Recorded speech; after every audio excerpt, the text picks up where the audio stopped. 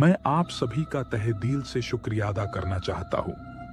मुझे इतना प्यार देने के लिए मैं ये वादा करता हूँ और खौफनाक कहानियां आप सभी के लिए लाता रहूंगा। चलते हैं आज की कहानी की तरफ। मुंबई, साल 2005। रात के 12 बज चुके थे। शहर की रौनक धीरे धीरे खत्म हो रही थी, लेकिन एक ऑफिस में अभी भी रोशनी जल रही थी। एक लड़की, राजनी, अपने काम को पूरा करने की जद्दोजहद में थी।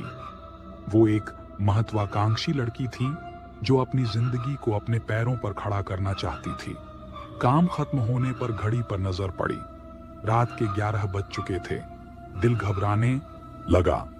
मुंबई की रातें सुरक्षित नहीं होती, ये बात राजनी अच्छी तरह जानती थी। जल्दी से सामान समेटा और ऑफिस से निकली। बाहर निकली तो ठंडी हवा ने उसके चेहरे पर वार किया। बस स्टॉप पर पहुंची तो कोई बस नहीं थी, टैक्सी भी नजर नहीं आई। डर धीरे धीरे बढ़ने लगा।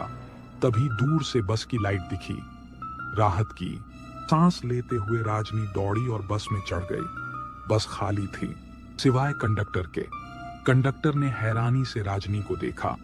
राजनी को भी एहसास हुआ कि उसने बिना देखे बस में चढ़ गई है। टिकट लेने के लिए पैसे निकाले। कंडक्टर ने टिकट काट कर दिया। टिकट देखते ही राजनी की सांसें अटक गईं।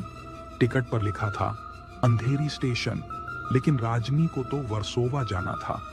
डर ने उस पर पूरी तरह से कब्जा कर लिया। बस आगे बढ़ रही थी। सड़कें सुनसान थीं। बस के अंदर का माहौल भी डरावना होता जा रहा था।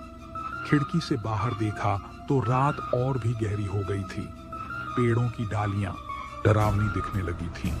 बस में सवार यात्री कहां गए थे, ये सवाल राजनी के दिमाग में घूम रहा था। धीरे धीरे उसे ऐसा लगा जैसे कोई उस पर नजरें गड़ाए बैठा है। हर आवाज, हर सांस लेने की आवाज उसे डरा रही थी। बस रुक गई। बाहर उतरने के लिए खड़ी हुई, लेकिन दरवाजा नहीं खुला। राजनी ने खिड़की से देखा, लेकिन बाहर अंधेरा ही अंधेरा था। कोई आवाज नहीं, कोई हलचल नहीं। बस के अंदर का तापमान गिरने लगा था। बस के अंदर धुंध फैलती जा रही थी। तभी बस में अजीब सी बदबू आने लगती है।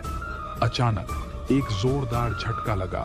बस हिलने लगी। राजनी की चीख निकल गई। उसके बाद क्या हुआ कुछ नहीं पता। बस अंधेरे में गायब हो गई।